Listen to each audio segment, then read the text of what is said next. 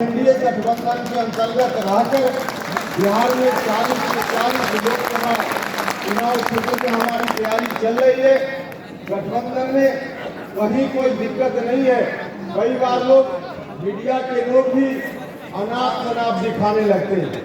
हम आप सब लोगों से प्यार से जो आए हुए साथी हैं उनसे हम आग्रह करना चाहते हैं कि मीडिया की हर बात को सच मान करके घर बैठे प्रतिक्रिया देने का काम नहीं कीजिए। एनडीए गठबंधन में कहीं कोई दिक्कत नहीं है। मीडिया के लोगों को पता नहीं कैसे चिंता हो जाती है। मीडिया के लोग हम लोगों को पता भी नहीं और दिखाने लगते हैं। सुबह सुबह कभी उठिए तो खबर आने लगती है कि उपेंद्र कुशवाहा परेशान है। अरे जब हम सुबह उठते हैं, रात भर आनंद से सोते हैं, गहरी नींद से सोकर उठते हैं तो हमको कहीं परेशानी नहीं दिखती और मीडिया के लोगों को पता नहीं कैसे खबर कि उपेंद्र कुशवाहा परेशान है।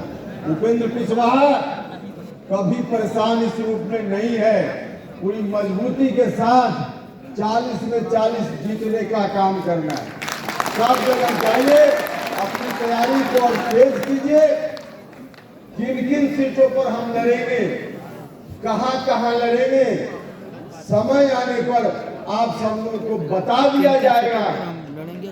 गठबंधन में जहां जहां से हमारी पार्टी के उम्मीदवार होंगे उन जगहों पर उनको जिताने का काम करना है मजबूती से। और जहां जहां गठबंधन की दूसरी पार्टियों के उम्मीदवार होंगे उनके लिए भी उतनी ही मजबूती से खड़ा होकर उनको जिताने का काम करना है। इस काम को करना है। जाइए, आगे आने वाले दिनों में बहुत सारा वादा हम लोगों ने अलग अलग समय पर जनता से किया है, उनको भी पूरा करने का काम करना है।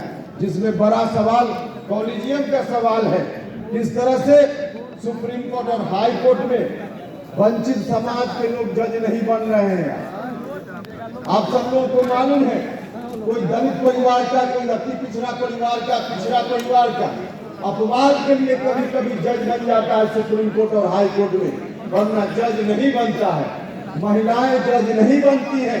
जो यहाँ बहाली की प्रक्रिया है, जो जज लोग पहले से बहाल हैं वही लोग अपनी जगह खाली करने से पहले किसी दूसरे जज को बहाल कर देते हैं। और इस रूप में जो बहाली की प्रक्रिया है, जज की बहाली नहीं होती बल्कि जज लोग अपने उत्तराधिकारी को बहाल करते हैं, अपने उत्तराधिकारी को बहाल करते हैं। और वो उत्तराधिकारी में कौन बहाल होता है?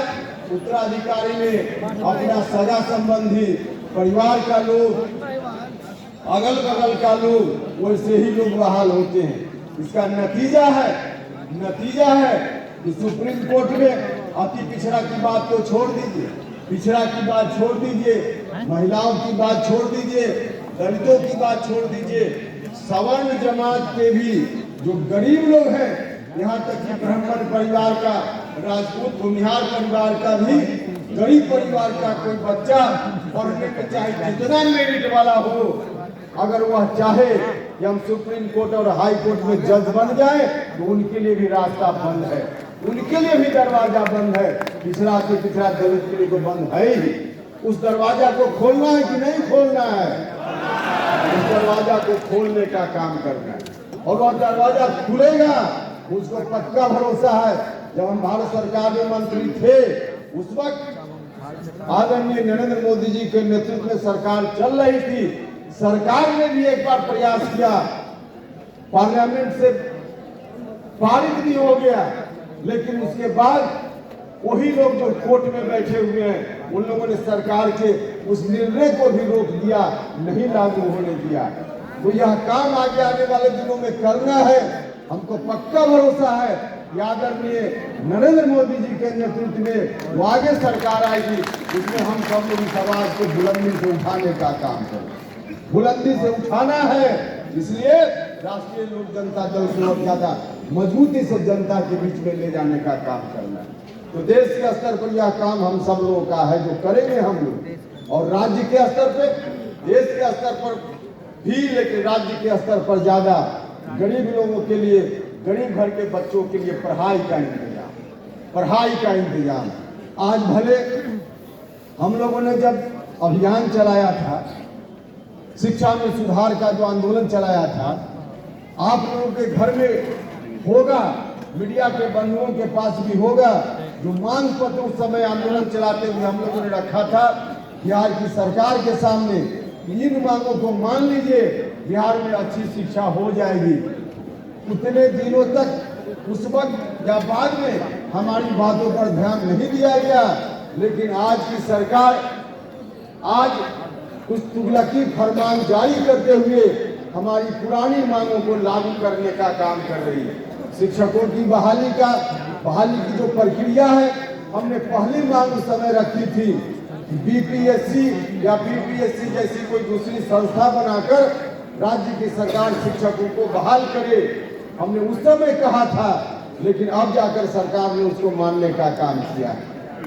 अब सब कुछ लुटा कर होश में आ रहे हैं, सब कुछ लुटा दिया, अब होश में आने का क्या मतलब? 18 साल नीतीश जी ने गुजार दिया, उसके पहले 15 साल दोनों उन्हीं का जो गठबंधन है उसी का शासन। अब इतने दिनों तक 30 साल और 35 साल, अब कितना भी इन लोगों को चाहिए? शिक्षा को बर्बाद कर दिया है इन लोगों ने, तो इसको भी ठीक करने का काम करना है, ठीक करने का काम करना है। तो यह काम